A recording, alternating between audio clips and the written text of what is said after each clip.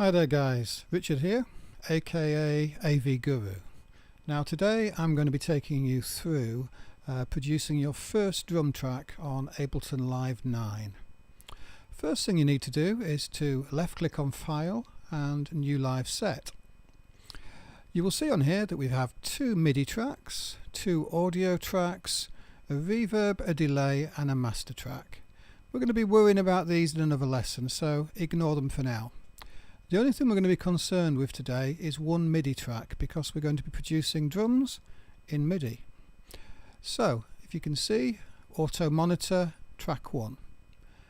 Right, let's go to, we want to have a look at drums, and we want to go to something called drum rack.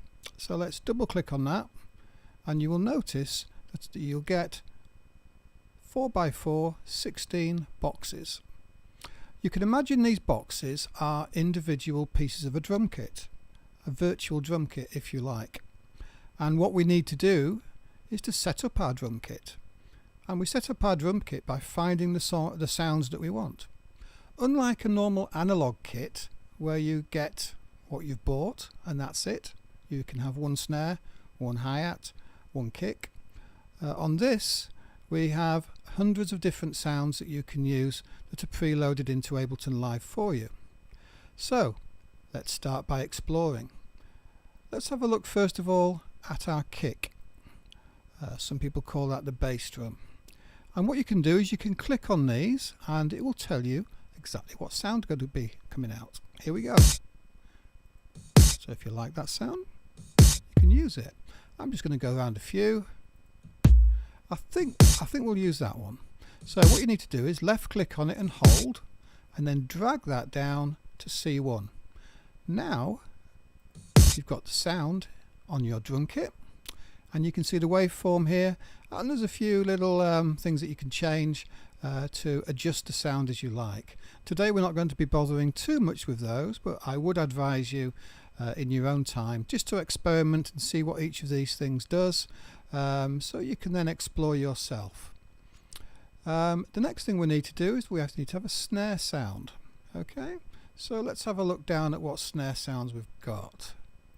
I think we'll use that one. You don't have to use the same as me, use any one you like. So now we've got a kick and a snare. Okay, let's add more to the set. Let's have a look. Let's have a go at the hi-hat. I think we'll have that one. There we go. So now we've got starts with a big kit. Let's move on to looking at the clap, which is an integral part of dance music. Let's see. We'll use that one. So we've got 4 now. What else should we have in there? Should we have a shaker? That would be a nice thing to have, won't it? Let's have a shaker in there.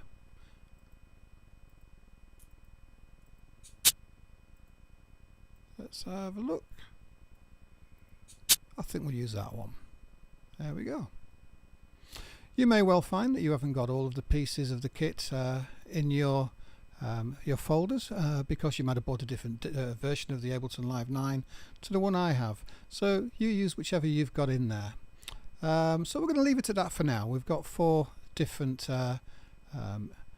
types of drum and hi-hat in there for you to use in your first drum track. So the next thing we need to do is to go into what's called the MIDI edit mode, so that you can edit these and put them where you want on your drum track. So what you do is you go over to where it says drum rack, double click on the first orange box underneath it, and you'll get something that looks like this. And if you look to the left, when you play this, it's going to loop, which is exactly what will happen when you play it up here in your session view. So you're going to be able to listen to it in loops. The time signature is 4/4. You could have set it to something else, but that's the way it is up there as well. So we've got the 4/4, we've got the loop, and at the moment we've got a 16th. So in other words, there's 16 little blocks, and you can see that they change colour. We've got dark grey, light grey, dark grey, light grey. That means that there's 4 beats in every section of the drum beat. So let's go here. We can change that to 32, to 4, to 8. I prefer to use 16 for what I'm doing. Now, I always at this stage expand the window by dragging it up.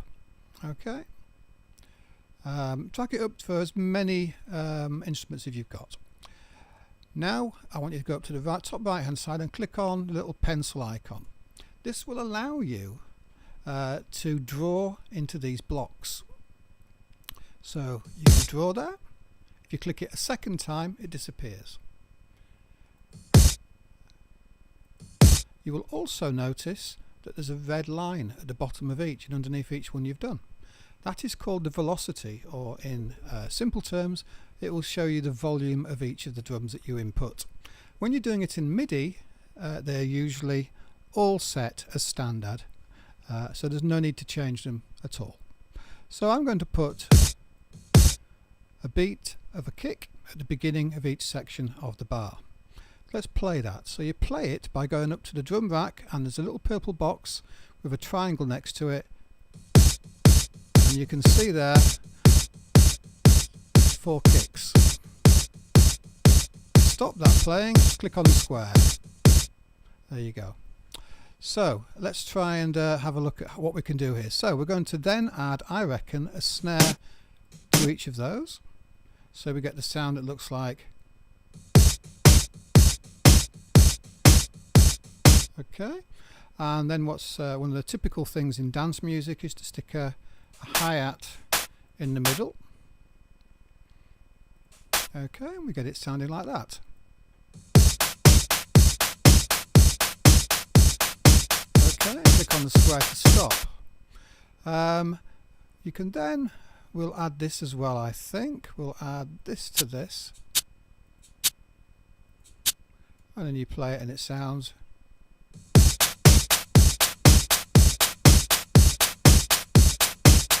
Okay, now there is a way of moving these around as well. So if you click on the red on the pen at the top, you go back to an arrow, and you can now drag each of the boxes around. Now in dance music, very often the shaker, the clap, or the hi-hat just come a little bit in front.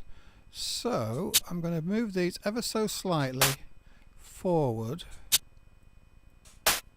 Like that. I'm going to then click on a pencil again and add in the clap, and then let's have a listen to it.